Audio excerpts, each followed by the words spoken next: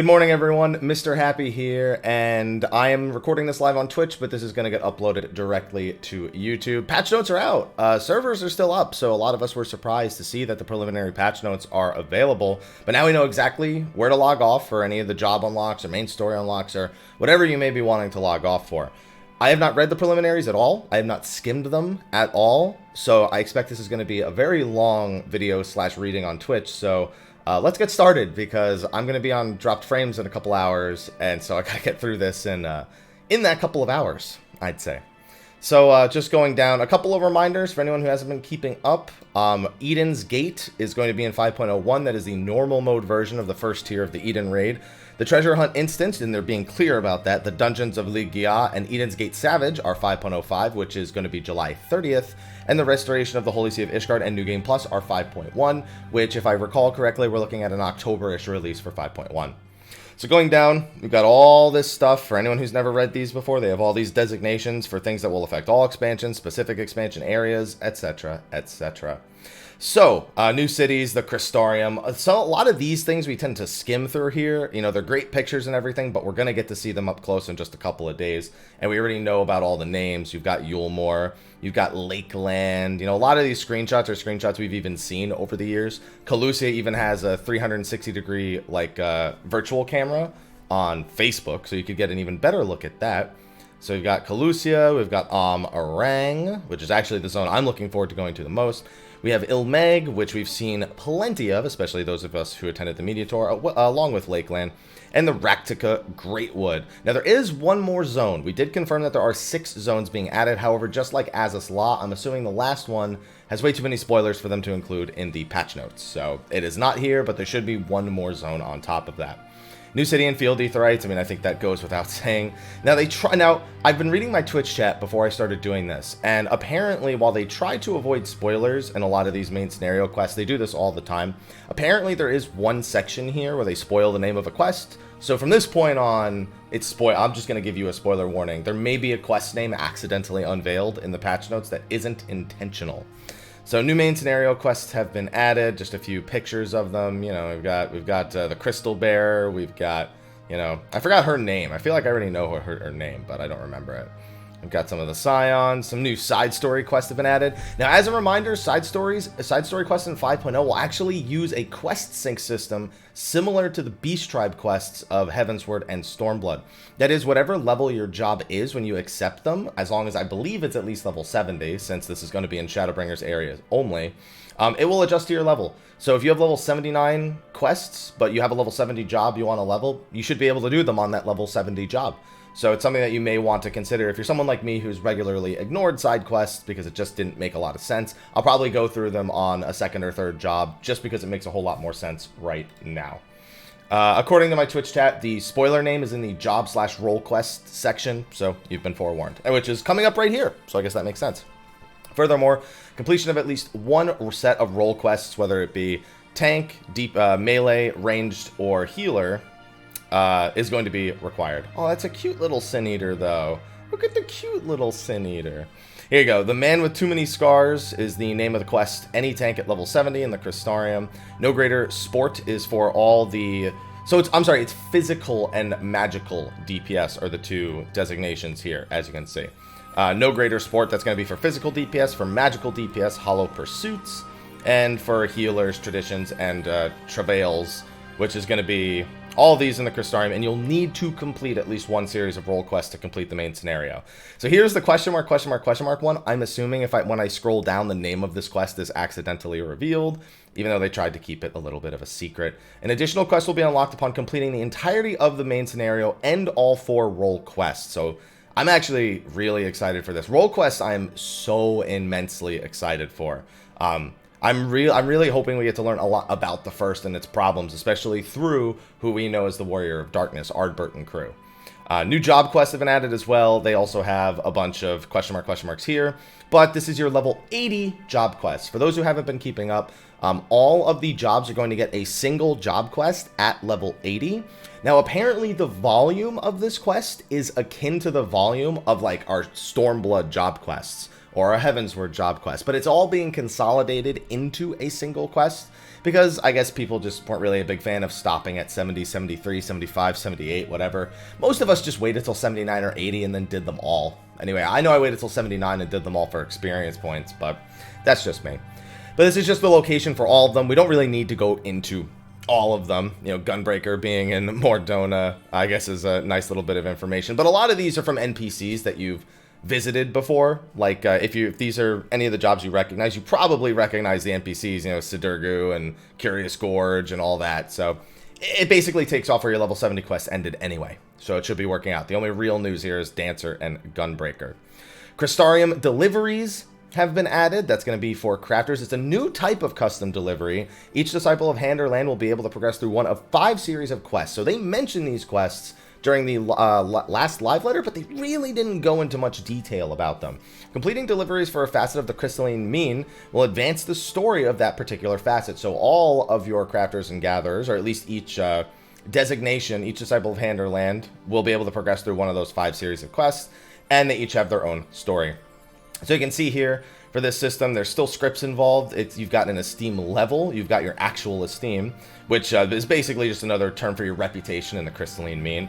It's also letting you know exactly what crafters are affiliated with the facet of forging, and then what items are actually being requested and what you've actually turned in. As you can see, it is worth experience points, a little bit of gil, and some scripts. But this should be, I guess, an early expansion means of leveling for crafters. At least, you know, I'm assuming these have like weekly lockouts and stuff like that. Nice little detail at the top. On top of listing which crafters are here, you can see at the top it also makes the ones glow that are currently part of the quest you're doing. So I'd assume it's these 3, these 3, these 3.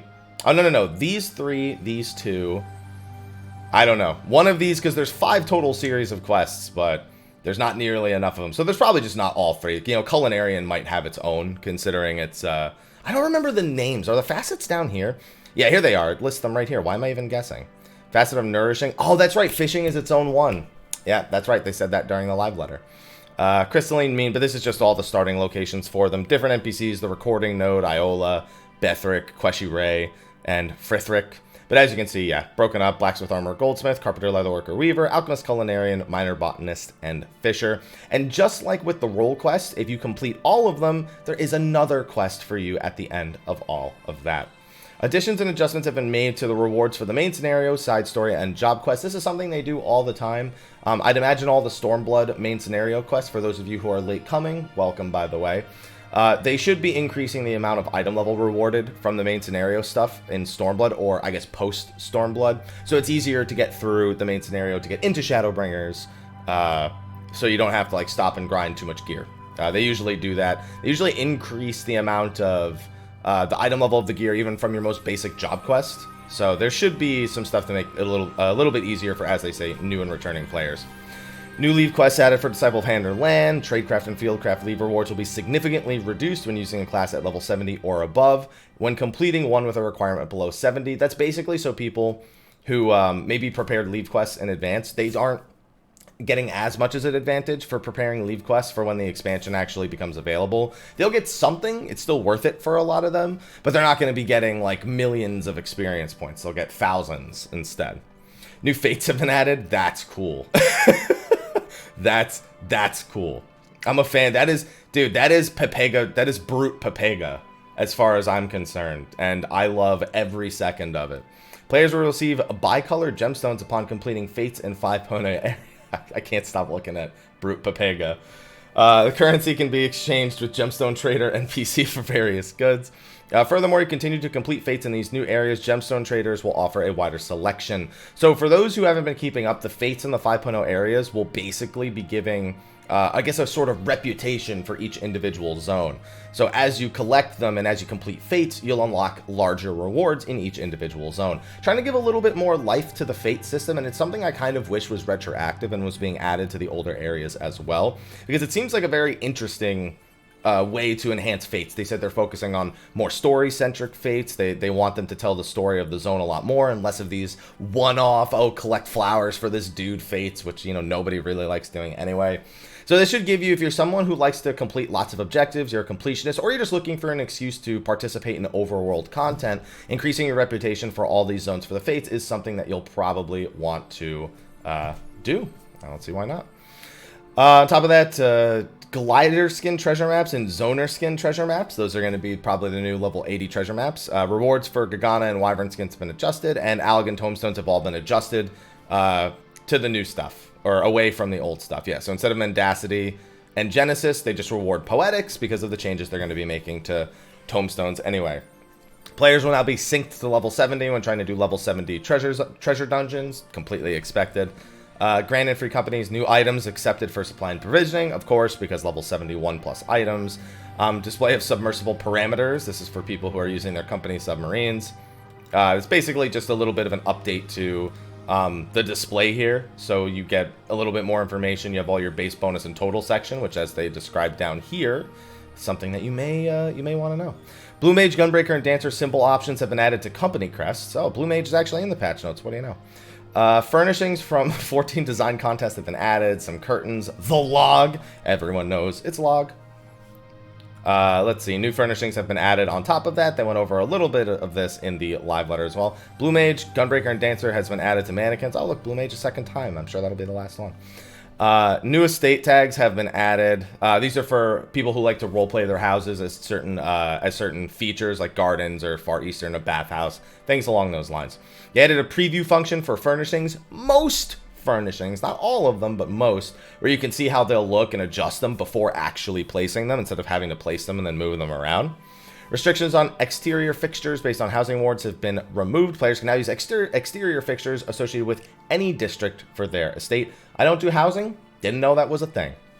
Help interface will now display when speaking with the resident caretaker about housing features. Crafting facility furnishings can now be used by crafting classes up to level 70. In accordance with the increased character cap, a level 80 striking dummy has been made available in the Crystarium. New orchestrion rolls, new aquarium fishes, new seeds for flower pots, you know, all this stuff that we kind of take for granted and just kind of expect. New prizes for MGP. Maybe I should spend my last day grinding a little bit of MGP. The following additions and changes have been made to Triple Triad. New cards, new NPC opponents, and players can now engage in Triple Triad matches in new areas. I'm assuming that just means that Crystarium and Yulemore. Still kind of the opinion that with Triple Triad, at this point, you might as well change the deck to support more 4-star cards. Just, I'm one of those people who thinks they should do that. But maybe it's just me. It's not, so let's move on. Adjustments to Mahjong. I will never understand any of these, so we'll skim right through it. Option to reset rank and rating. Interesting. Image of your character will now be displayed. That's the scariest thing I've ever seen. I can only imagine how that's going to work for some people's characters. Display of calls can now be canceled. Auto-declare winning hand. That's okay. I like that. An icon will now be displayed to indicate when you enter a Furitan. When the option to declare Ron or call appear simultaneously, declaring Ron will cause the option to call to be skipped automatically. In the event of a draw, Tempire or Noten will be indicated by corresponding players. When a player discards a tile, there's a certain probability of short delay occurring, even when no other players call on that tile. Do those hardcore Mahjong players, which by the way, there are quite a few of, you got a little bit of an update here. There you go. I don't understand anything, so enjoy your content because I don't know it.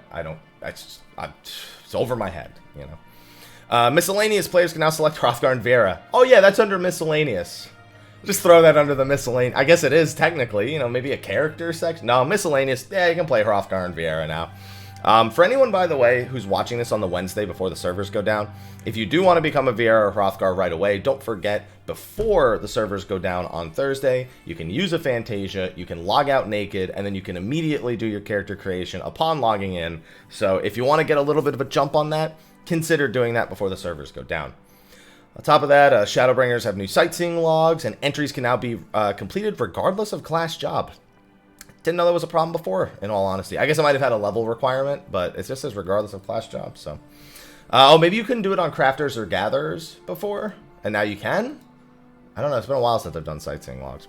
Following addition and changes have been made to the challenge log. New categories have been added. Complete 5 and 10 fates with the highest rating possible, and they removed the old one. This was upsetting because there's a lot of people who are trying to prepare challenge logs, and fates were among the ones they wanted to prepare. But the ones we could have prepared are being removed, but we are getting new ones in their place. So if you are looking to at least get your challenge logs done for leveling in a given week, fates now are even, you know, more, I guess, streamlined of an option. Just 5 and 10 fates. You don't have to worry about if it's the same fate, a different fate, unique fate, whatever, who cares. Coinciding experience points awarded upon completing challenge log objectives have been increased. This usually means they all scale with level, so they're just making sure that continues to do that.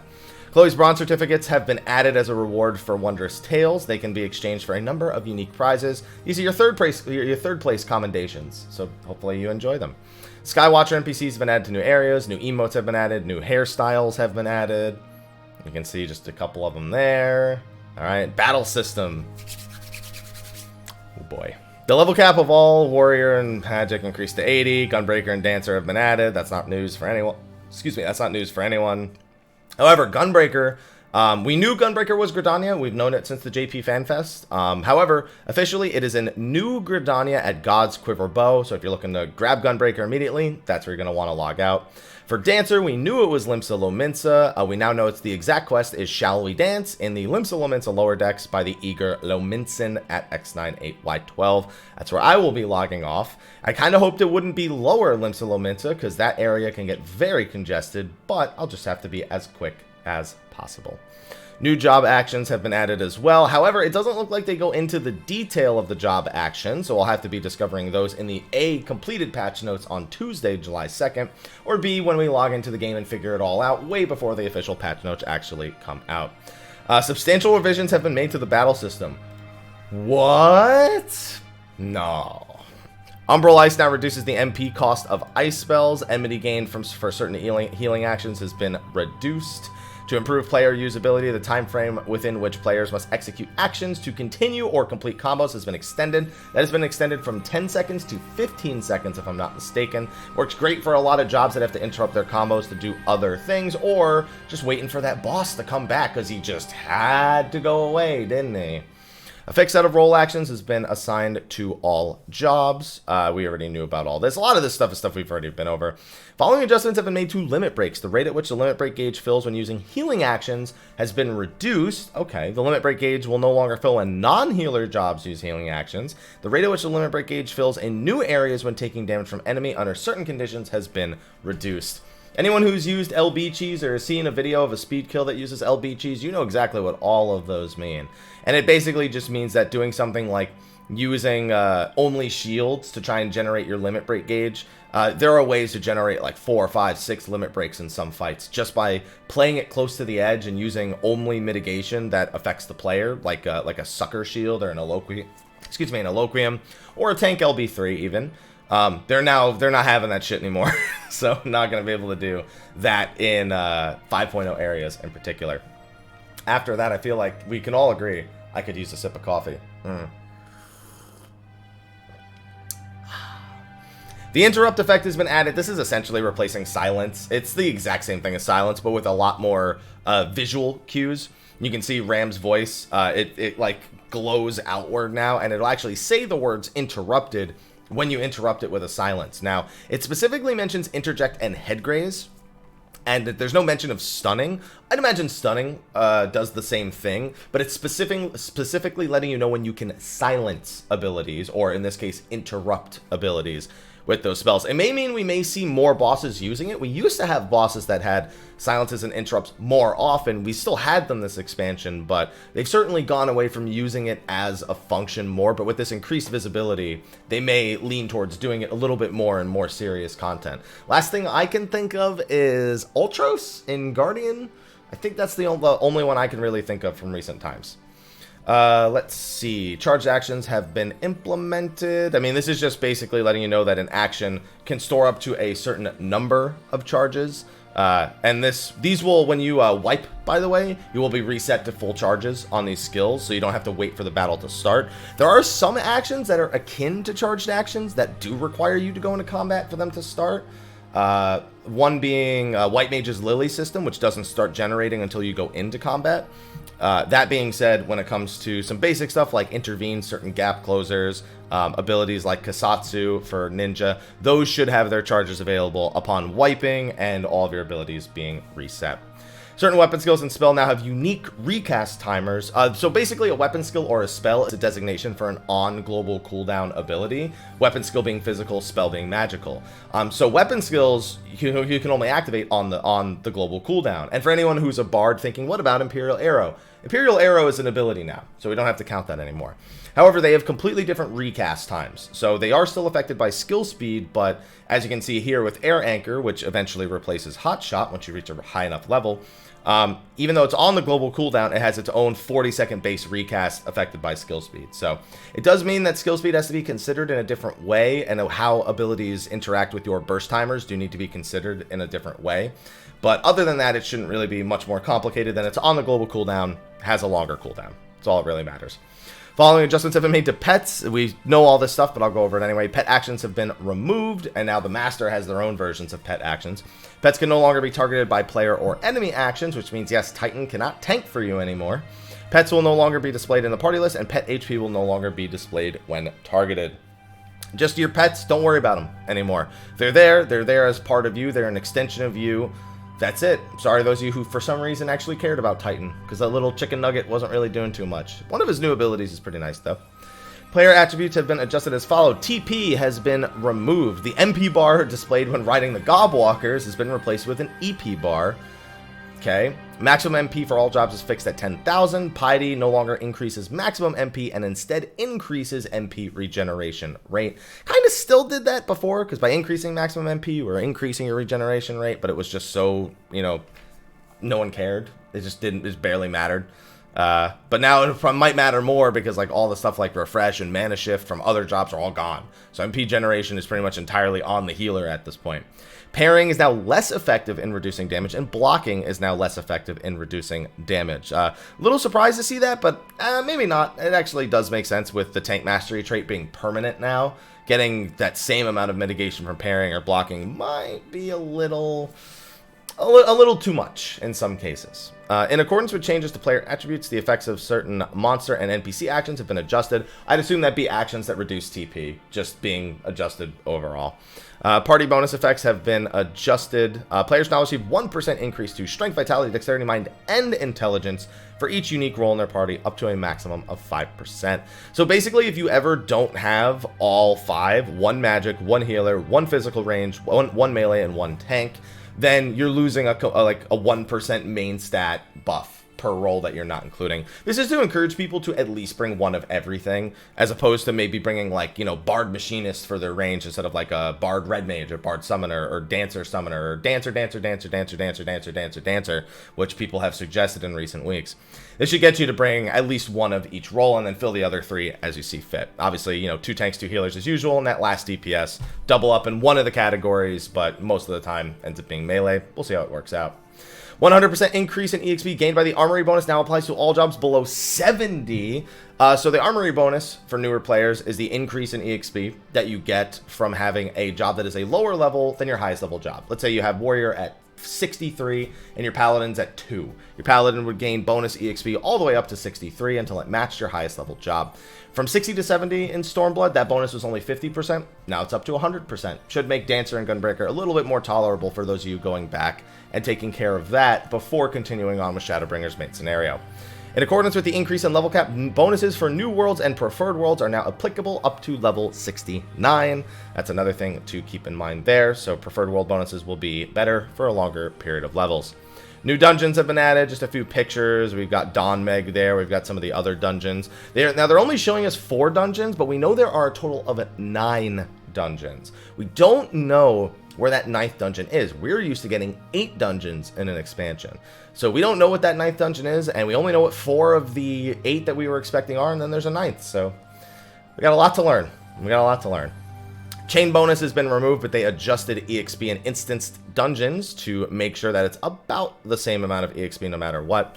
The trust system we have talked about a lot. It's basically NPCs that will come with you into specific dungeons to help you complete it, in case you're either a player who has social anxieties, would prefer to play the story solo, or maybe just wants to interact with these characters a little bit more. It will be longer than your average dungeon clear if you were to go with players, for the most part, I should say. But otherwise, they perform really well. I made a full video on those, just detailing what we did know from the media tour, and I was overall impressed with the trust system. So it's only for main scenario dungeons, and right outside the main scenario dungeon, several allied NPCs will be standing near it. Speak with them, and you'll have the option to add them to your party and enter the dungeon. You can also revisit dungeons you've already completed and adjust your party accordingly, which you can see right here, queuing into Don Meg, which is the one I do have some experience with. And yeah, we're really curious to see what kind of NPCs we get as trusts. One that we haven't seen that we know we're getting is Ishtola. And also, according to some of the footage we've seen, the Crystal Bearer may be one that we can add as well. The item level sync has been applied to certain instance quest battles. Level cap increase. Players can now gain experience from level 70 dungeons and 4.x Alliance Raid dungeons. New trials have been added. We have Titania and Innocence. We are expecting a final boss trial. It has already been mentioned by Yoshi P. He's just not going to tell us what it is just yet. Spoilers. Echo will be applied to all 4.x trials. Strength of the Echo and Alphascape Savage has been increased to 20%. And Elegant Tombstone. So a lot of people have been asking me about these. They did make another post for these, and they did cover it in the last live letter. Tombstones of Gosha are our uncapped tombstones, the equivalent of what would be Mendacity now. You can hold up to 2,000 of them, grind as much as you want, and buy as much gear as you want in a given week. Now, our old tombstones, Elegant Tombstones of Mendacity and Genesis, are no longer obtainable, but you will keep them in your currency tab. If you go to Revenant's Toll, you can convert them to Poetics, and Poetics will now be used to buy all the items you can buy with tombstones up to level 70. So Genesis gear and Mendacity gear now will be purchasable with Poetics. There should be some new items available as well.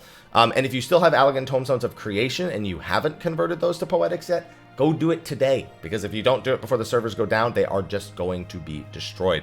What most people do is they get 2,000 Poetics, they spend those Poetics on level 70 gear to level any jobs they maybe didn't gear before the expansion came out. Then they convert their Mendacity and their Genesis into Poetics as needed before patch 5.1 or 5.2, when they're usually removed entirely. Going down here, undersized party option will now work for stuff in Stormblood. Going to make those doggo farms a little easier. Raid Finder will now only list trials and duties within patch 5.0, introduced with 5.0. The unending coil of Bahamut and weapons refrain can still be accessed via the Raid Finder. So it's just being updated for 5.0 stuff. Happens every patch, pretty much. Duty Finder has been adjusted. Duties associated with each category have been adjusted. Duty Finder categories have been adjusted. 50, 60 dungeons and 70 dungeons have been combined into level 50, 60, 70 dungeons. That's going to look great in a few years. The type and number of Elegant Tombstones rewarded from each is going to be adjusted. Expert worth 80 Gosha. 50, 60, 70 worth 100 Poetics, 120 Gosha. Actually, I'm really looking forward to that. Leveling is 100 of the new tome. Trials is 60. Main scenario is 300 pose, 100 goes. I'm just going to call them goes. Alliance is 100 pose, 100 goes. Normal raids, 80 pose, 60 goes. Mentor, 30 goes. And Frontlines, 50 goes. There you go. Weekly restriction for receiving cracked clusters upon clearing the Orbone Monastery have been removed. The one remaining weekly thing from there, I don't think it'll matter. I'm still waiting to get to a materia section here. New enemies have been added. We've got their version of the Cactar, which is hideous. We've got Construct 6.5, I'd assume. Hopefully he can do math. We've got the tree baskets, and we've got the pixie dragons right here. New elite marks have been added. Oh boy, that one in the top right is the most frightening thing I've seen. And look, it's Pepe Bot 9000 again. Oh my goodness. Okay, the one in the top left we all recognize. That's a Kelpie, but the other ones are scaring the crap out of me. But the fact that Pepe Bot 9000 with a pickaxe, it looks like, is just chilling. Oh man, that's gonna be good, man. But seeing the Goblin from Final Fantasy 1 in the first is like, that's creepy. Like, it looks way creepier than I thought it would look from a Goblin, because I'm used to our Goblins in like 14 and 11. So seeing the Final Fantasy 1 Goblin is very very stunning. I'm glad it looks like they used the Goblin like the frame for the goblins, like the wireframe as the base, but they just, you know, made them the Final Fantasy 1 goblins. Players can now hunt regular and elite marks in new areas. They will yield sacks of nuts, which can be exchanged for various items. Players must first complete the quest before taking up hunts in their areas. The Crystarium, nuts to you. Oh, that's fun. You have to complete it elite and dangerous in order to get to that one. You can exchange sacks of nuts for items in the Crystarium and Yulmore. Current notification will be displayed if an S rank spawns in your area. We learned that in the recent live letter. And there's also a radar for finding B ranks for your weekly B ranks now. You sense that mark to your north. And if it's dead, then it'll tell you it no longer senses it, but they respawn every 5 seconds, so it doesn't matter anyway. Centurio Capsule has been increased to 4,000. Mark bills for A Realm Reborn and Heavensward areas can now be used to open maps for their respective areas. Following changes have been made to Deep Dungeons. Palace of the Dead had its items adjusted. Gunbreaker and Dancer arms are now available from E. Una Couture. That's one, you know, I'm not really a big fan of the glowy weapons from Palace, but I didn't even think about that. Like, Palace of the Dead weapons didn't even cross my mind as a weapon to think about for Gunbreaker Dancer. But if you like the super glowy Palace of the Dead weapons, you'll have options for both that and Heaven on High, as you can see. Heaven on High also had its items in the sacks adjusted. No surprise there. Lawns. The Lawns is the name of the new Stone Sky Sea level 80 striking dummy for level 80 encounters to make sure you have enough DPS for said encounters. There will be a quest for it, as there usually is, and it will be in Yulemore at level 80. Following adjustments have been made to the Logos actions. Okay. Oh, the ones that involve TP were adjusted. Okay. PvP traits have been removed. PvP actions for all jobs have been adjusted. Additional actions are now adjusted based on the current job's role. Okay. I guess I was just saying role actions for PvP, I'm supposing. Or, yeah, because these are all PvP changes. Following adjustments have been made to PvP. So we were wondering if TP was going to be removed for PvP because they've literally said nothing. They're just like, yeah, whatever, you'll figure it out later. Let's see. The TP's been removed. Range of melee attacks have been increased by 2 yalms. That's pretty big in PvP. I assume that's to make it so it feels less I guess like disconnecty when somebody gets a little bit far away from you in the middle of an action. Global cooldown timer has been increased to 2.4 seconds. I didn't even know they had a 2.3 base in PvP because I haven't done it much this expansion. HP recovery rate outside of combat has been increased to 20% of maximum HP. MP recovery rate has been increased to 250.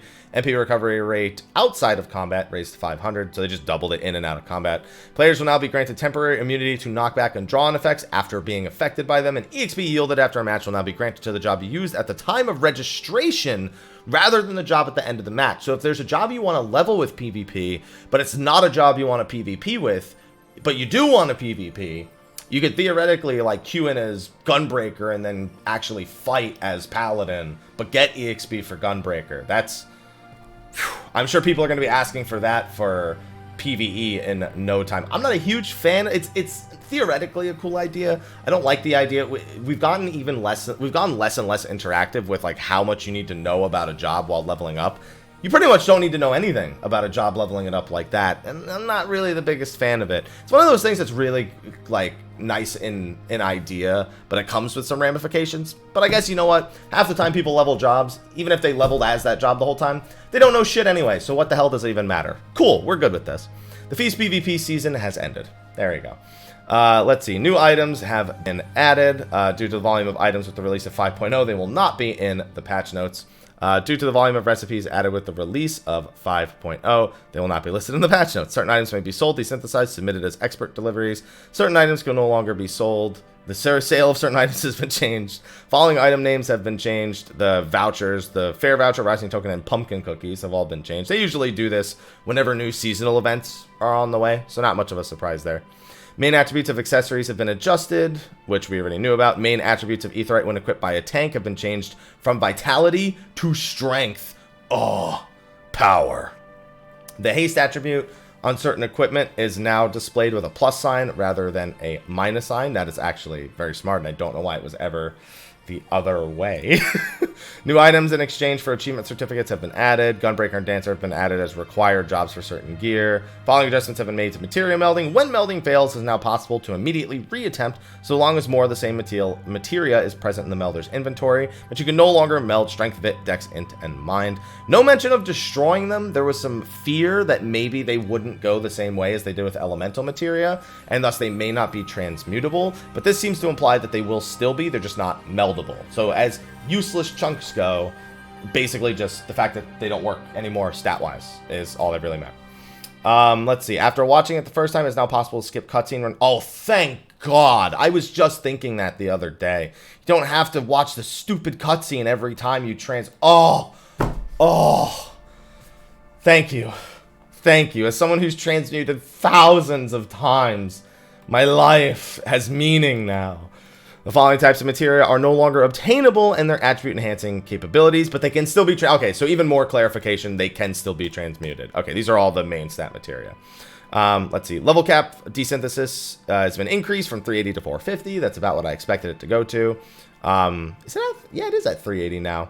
Huh, for some reason I thought it was... No, yeah, I have all mine at 380. For some reason I thought it was 370. Level cap for Crafters Gatherers was increased. I don't know why that took till 3/4 into it to mention. Or 2/3 into it to mention. Elemental aspects removed from synthesis. New crafter actions have been added. Rapid synthesis, preparatory touch, name of the elements, brand of the elements. Delicate synthesis, trained eye, intensive synthesis. Trained instinct, reuse, rapid synthesis, yeah. And following actions are now available to all crafters, Steady Hand, and Bayergot's Blessing at 37 and 50. Following crafter actions have been removed, all the elemental ones. Bayergot's Brow has been removed from all of them. Yes, all the elemental ones and Bayergot's Brow. Okay. Following conditions have been added to crafter actions. Inner Quiet cannot exceed 3,000. Heart of the Carpenter can only be used up to 5 times per craft. All the heart skills can only be used up to 5 times, it looks like. And all the Inner Quiets only being 3,000 is the big one. Piece by piece, increase the progress cannot exceed 1,000. Innovation and Inner Quiet both can't go over 3,000. Effective for up to 25 steps for Maker's Mark. Anything else, 3,000, 3,000. And muscle memory cannot exceed 1,000. Okay. The following additions and adjustments have been made to the crafting log. We got to see these in the most recent live letter.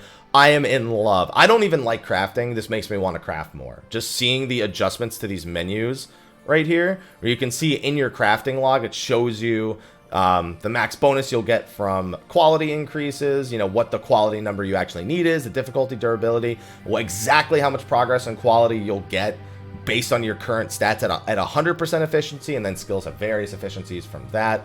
And then look at this menu. This is beautiful. I'm in love with this menu. To like, in every way, I am in love with this menu. The collectible thing, all the buffs and debuffs you have for how many turns, all listed in one place, one window. No looking at your buff bar, moving your buff bar, debuff bar. I love it. I love it. It's just, I love it. I love it. I love it. I love it. That's all there is to it. I need another sip of coffee after every time I saw it since the last live letter. It's so good. Okay, let's relax. And then this is just explaining all the stuff that we are looking at here, and we're all pretty smart and can figure out what this stuff means looking at this stuff here.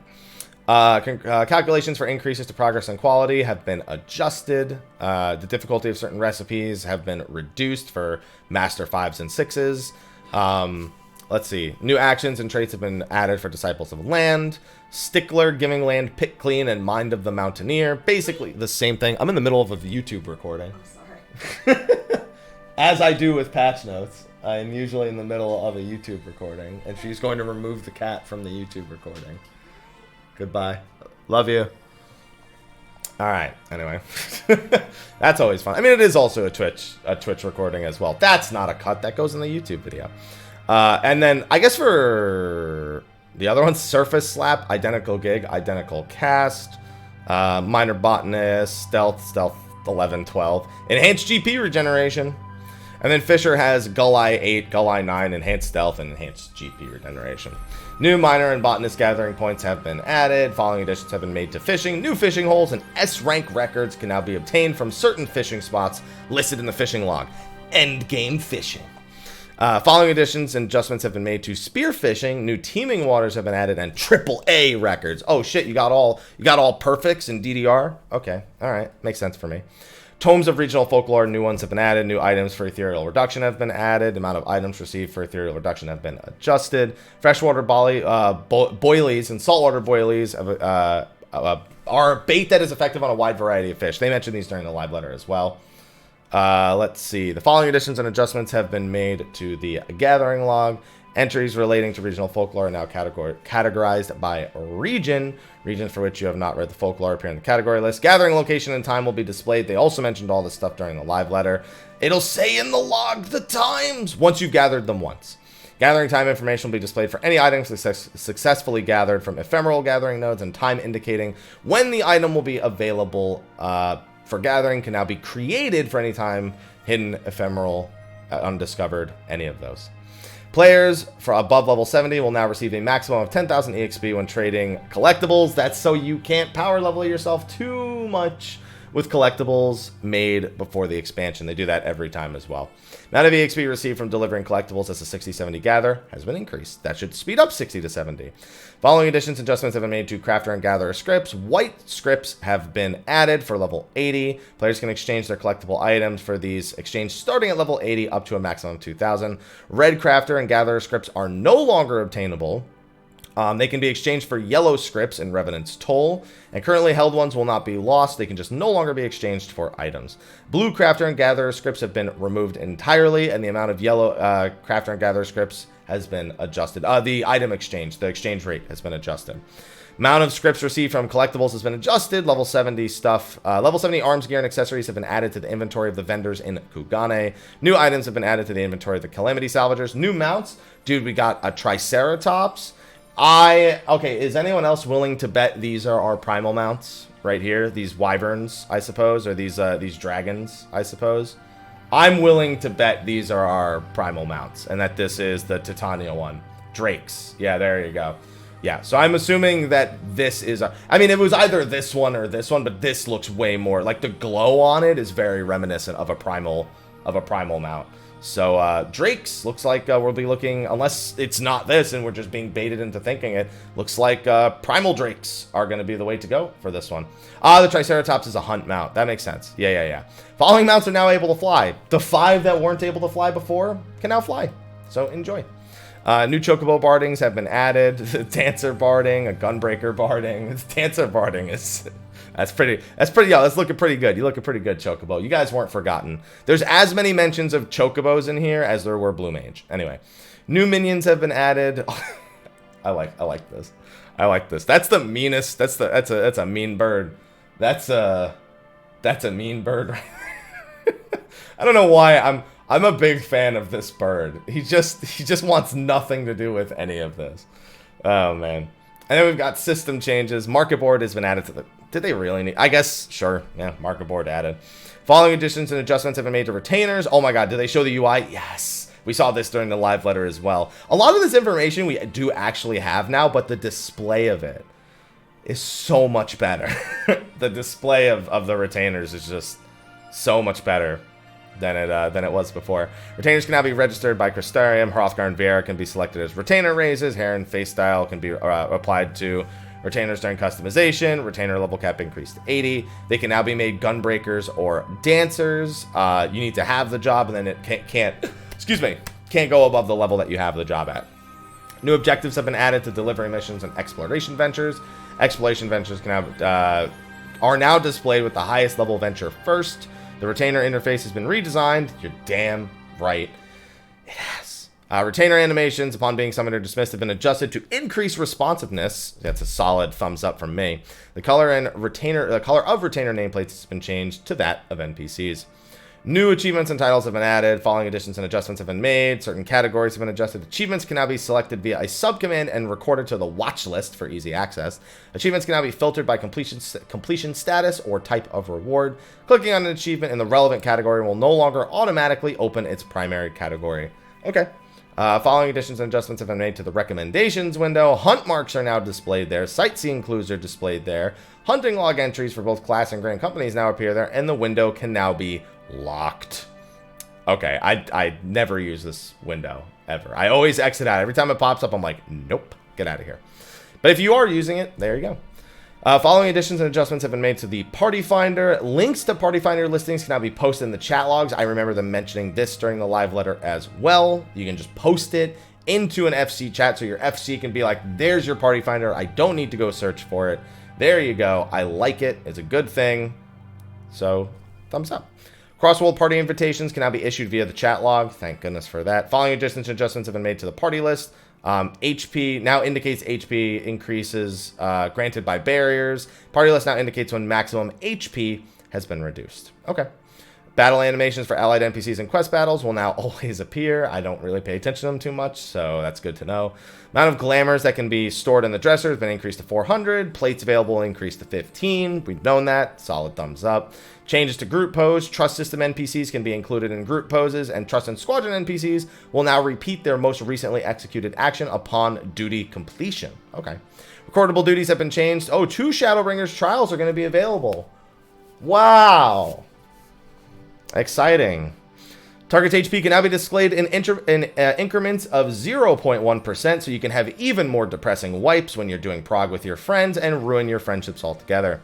UI's color scheme can now be set to either dark or light. In accordance with the increased level cap, the conditions met for your new adventurer status have been adjusted. Now goes to a Requiem for Heroes instead of the Far Edges of Fate. Yes, it does require a relog. I actually tried the light skin for the media tour. I had it on for all of like 45 seconds, and I logged out again. I was like, I can't do this. Coinciding with level cap increase required for new mentors have been adjusted. Not adjusted enough. They just changed the requirements to be level 80 stuff instead of level 70. It's no big deal. If you don't get to level 80 by 5.1, you're no longer a mentor. Whatever. Number of cross-world link shells a single character can create or join has been increased to 8. They can be reordered manually, thank God. And the member list can now be configured to show online members at the top, and options to sort the list by number or alphabetically has been added. I'm great. That's great. I'm so happy for all this. The DualShock 4 and other gamepads with a vibrate function will now vibrate when the duty finder has been completed. So, you know, just another way to remind yourself that a queue popped in case you're missing it. Following additions and adjustments have been made to cutscenes. Text related to the formation or disbanding of a party will no longer appear if a cutscene is in progress. Oh, thank goodness. That was ruined. That ruined so many cutscenes. What about, like, all my FC notifications and stuff? All that stuff always gets in my way in the middle of cutscenes. The manner in which dialogue selections have been changed. It's a pretty nice change. Yeah, it's better than the giant text box in the center. This feels a lot more like part of the cutscene. So, you know, this is just the first cutscene in the game, and it's just showing you, you know, giving you a little bit of a taste. A little bit of a taste of that. The position of the identifying letter next to a focus target's name has been changed. Okay. Oh, it's before the name instead of after. Okay. Following additions and adjustments have been made to the map. There are now separate toggle options to turn the text map and text icons off. Certain quest objectives have been changed to indicate elevation. That's godsend. Job gauge details have been revised. The order in which character names are displayed and adjusted in accordance with changes made to pets. Battle and other tabs in the currency window have been revised. The unlimited setting under frame rate limit has been replaced with maximum FPS 90 setting. Additions have been made to the system configuration. Theme settings. Yeah, there's no more Laha bread. My chat's bringing up now. It's D Laha Brea. That's not. Nobody wants that. Settings have been removed from the character configuration interface. Just pet stuff, other tab, party members, alliance members, other friends, stuff like that. Additions have been made to the character configuration interface. Disable targeting of pets and minions because you can't anymore. And obviously adding all the extra cross-world link shells for notification sounds. Additions and adjustments have been made to the keybind menu, fate completion, trust for the shortcuts tab, and then all these temporarily switched chat modes for all the cross-world link shells and all in the permanent and temporary chat switches. New text commands for cross-world link shells, all added there. Cross-world link shell command will now send a message to your currently active cross-world link shell. Following text commands have been removed. Add PvP trait and Goss Barrel, because they don't exist anymore. Pet actions can no longer be used as subcommands for the text commands below. Cross hotbar, macro icon, PvP hotbar, and PvP cross hotbar. Pet commands such as away and steady can still be used. You basically just can't use them for any of these subcommands. You know, just because they're removed, so they're just, you can't do that anymore. Following aliases have been adjusted. If below 100%, percentages will be displayed to the first decimal place for HPP, MPP, etc., etc. HP will no longer be displayed if a pet is designated, because obviously they can't, they don't have it anymore. Following aliases have been removed, pet stuff, and TP. Additions have been made to the auto translation dictionary. That would be a lot. Some have also been removed because there's no longer terms in the game anymore for certain things like TP and whatnot. Additions have been made to the PlayStation 4 autocomplete dictionary. New music. Best part. In order to reduce server congestion upon the release of 5.0, the following measures will be implemented temporarily. Continue to monitor server activity and remove these features when server congestion is determined to no longer be an issue. Players who are inactive for 30 minutes will be logged out automatically. Yeah. Well, I won't say any more. New areas will be split into multiple instances. This is something they've done every expansion. Now, they did say that they adjusted it in an interview where if you teleport with a party, so what's happened in previous expansions is if you teleport with a party, sometimes you all don't get thrown into the same instance. And they said in a recent interview that they fixed that, but I'm concerned with what that means if you try to go into instances with full people. I want to know how smart it is and how reliable it is to not separate the party. Curious to hear how it actually ends up panning out. The following additions and adjustments have been made to character creation. Default appearance for race or clan screens has been adjusted. Hairstyle options can now be limited to favorites only.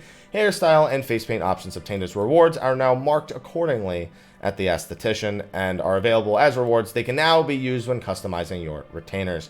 Characters on accounts with active subscriptions will be prioritized in login queues. I'm assuming that's for, like, basically if somebody has, like, free time from, like, a returner campaign or something like that, that they will be prioritized. Or I wonder if it means, like, someone's paid for their next 30 months, but they don't have, like... I'm assuming it's just for events, like returner events and stuff like that it's saying that. Or trial accounts. Trial accounts probably don't have priority either. Support for a Mac 64-bit version has begun. All right. Yeah, sure. Ended 32-bit support. Wow. That's... okay. Following additions and adjustments have been made along with the release of the Mac 64-bit option. Oh, there's an auto-translate function now. Doing good with the times, Mac. Doing good with the times. Square Enix account passwords can now be saved on the PlayStation 4 launcher. The title screen logo and opening movie has been changed to that of Shadowbringers. Gunbreaker and Dancer have been added to the solo rankings for Palace of the Dead and Heaven on High. That's a hell of a note to end for that one. But man, the patch notes, obviously there's a ton of things not in these patch notes that we'd want to know. Job changes especially were ones that we were like, I sure hope those are there. Maybe sometimes if you refresh, sometimes there's slight little adjustments, but probably not in this case, because I'm sure that they have spent a very, very laboring amount of time releasing these. So there's a few things that aren't mentioned here. One is job abilities, one's actual job changes and stuff like that. While yes, we did have the Media Tour in E3, you know, we don't know what the final adjustments are for a lot of this stuff. There's no mention of air currents, which was very interesting. No new air currents were mentioned, so it's possible that flying could just be tied to completing an area's main scenario quests, as opposed to actually having to go and hunt those out. We'll see, but the fact that there's no mention of them is a pretty important thing. It could be tied to fates as well. Flying could absolutely be tied to fates. That wouldn't surprise me as well. Because the UI for Fates has the 6 diamonds, which you can see for the Fate requirement. There's not really much mention of the new materia, which isn't too surprising as well. We'll do a quick search to make sure I didn't scroll past anything there. Materia melding. Here's 99% of the materia uses. There are 42 total.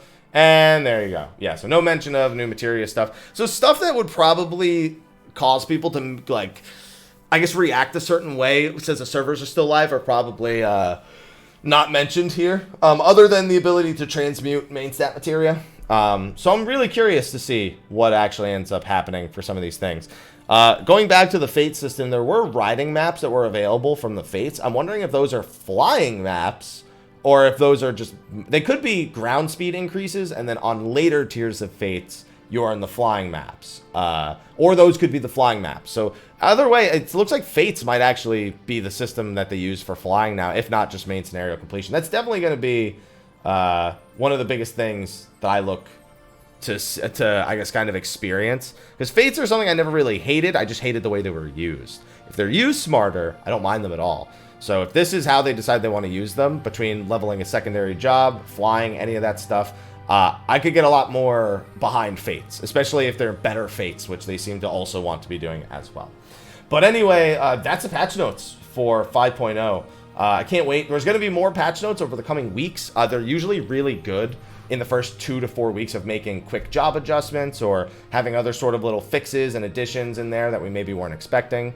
We know we'll be getting full patch notes probably on Tuesday. We'll be getting patch notes for 5.01. We'll be getting patch notes for 5.05. And then from that point on, It'll be about waiting for news on 5.1, which are going to be a ton of features. As you can see, Holy Sea of Ishgard, New Game Plus are just 2 of them, on top of the 24-man Nier-themed raid, and a bunch of other stuff they've mentioned as well. Blue Mage updates coming in 5.1. We know that is planned as well, and a bunch of other stuff. So I'm excited. Hopefully you're excited. It's Wednesday. It really needs to be Friday, and I'm just going to sip on my coffee and be depressed. So for those of you who are watching live on Twitch, I am going to be continuing the stream for another hour approximately to discuss a lot of this patch note stuff. And then I'm going to be joining JP, Co-Carnage, and Ezekiel on Drop Frames for the first half to talk about Final Fantasy XIV related stuff. It's going to be a dope show, so I'll make sure to host over there and go join. On the YouTube side of things, if there's anything I missed, let me know in the comment section of the video below. If there's anything that you want elaborations on, let me know as well. I'll probably want to make some videos over the next couple days. There's been some stuff to come out. Interview-wise that I haven't gotten around to making videos for, as well as some Final Fantasy VII related stuff, so I should probably make myself busy for the next couple of days to kill some time. Anyway, on the YouTube side of things, thank you for watching. Be sure to like, favorite, subscribe, and share. And on Twitch side of things, we got stuff to talk about for another hour, so let's get to it. Thanks for watching. Until next time, take care.